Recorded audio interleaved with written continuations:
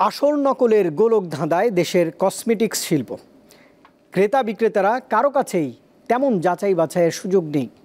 ফুটপাত থেকে শুরু করে অভিজাত শোরুম যে যার মতো করে বিক্রি করছে দেশি বিদেশি প্রসাধনী। এ নিয়ে ভোক্তা অধিকার ও বিএসটিআই কিছু কাজ করলেও বিষয়টি নিয়ে বিশেষ গুরুত্বের তাগিদ দিয়েছেন বিশেষজ্ঞরা।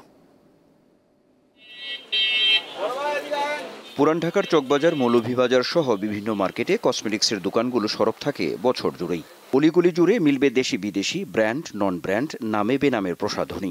আমাদের এখানে দুবাই প্রোডাক্ট আছে, থাইল্যান্ড আছে, তারপর আপনার দেখা যায় যে ইউকে আছে, ইন্ডিয়ার প্রোডাক্ট আছে, সব বাইরের প্রোডাক্ট। এটা হচ্ছে 100% বিশুদ্ধ, শুধু নারকেলের নির্যাস দিয়ে তৈরি করা হয়েছে।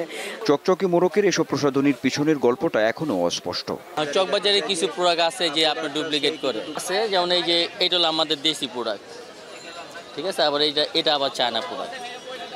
চকবাজারে এগুলো আবার দেশি করে। বারকোডটাও এখন আসলে খুব ইজিলি কপি করা যায়, এজন্য এটা অথেন্টিসিটি যাচাই করা একটু ডিফিকাল্ট। কারণ এই যে দেখেন, এই প্রোডাক্ট সেম লিপস্টিক আপনি একটা এরকম শোরুমেও দেখবেন, আবার রাস্তায়ও দেখবেন, তো আপনি কিভাবে এটা আইডেন্টিফাই করবেন আসলে কোনটা অরিজিনাল? প্রায় 30,000 কোটি টাকার কসমেটিক্সের বাজার থেকে বছরে রাজস্ব আসে মাত্র 300 কোটি টাকা।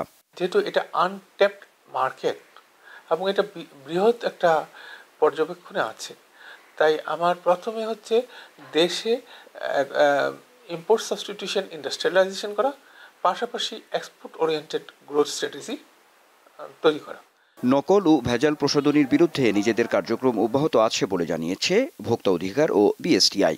কসমেটিক্স এবং স্কিন কেয়ার প্রোডাক্টসের ক্ষেত্রে আমরা সুশাসন প্রতিষ্ঠা, যেটাকে আমরা গুড গভর্নেন্স বলি, এটি একদিনে তো গুড গভর্নেন্স হয় না, এটা আসলে সবাইকে নিয়ে ধীরে ধীরে আগাইতে হয়। আমরা সেই প্রচেষ্টায় আছি। আমরা নকল কসমেটিক ধরি, আমরা যে ক্ষতিকারক, আমরা এই যেখানে 19টা তালিকা আছে, আমরা এই অবৈধভাবে যে বাজারজাত হচ্ছে আমাদের দেশি কসমেটিক, সেইগুলি আমরা স্যাম্পল কালেকশন করে দেখেছি, ক্ষতিকারক মার্কারির পরিমাণ অনেক বেশি।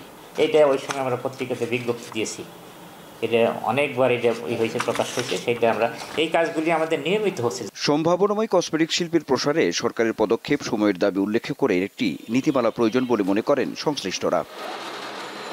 চকবাজারের এই সমস্ত দোকানে দেশি বিদেশি ব্র্যান্ডের প্রায় সব ধরনের প্রসাধনী পাওয়া যাচ্ছে এবং তা চলে যাচ্ছে দেশের বিভিন্ন প্রান্তে। কনজিউমার অ্যাসোসিয়েশন অব বাংলাদেশ ক্যাবের একটি গবেষণা বলছে 45% প্রসাধন পণ্যের বিএসটিআই সনদ নেই। এরকম একটি পরিস্থিতিতে এই সম্ভাবনাময় শিল্পের দিকে নজর দেওয়া কতটা জরুরি তা বলাই বাহুল্য। আনোয়ার হোসেন, দীপ্ত সংবাদ, ঢাকা।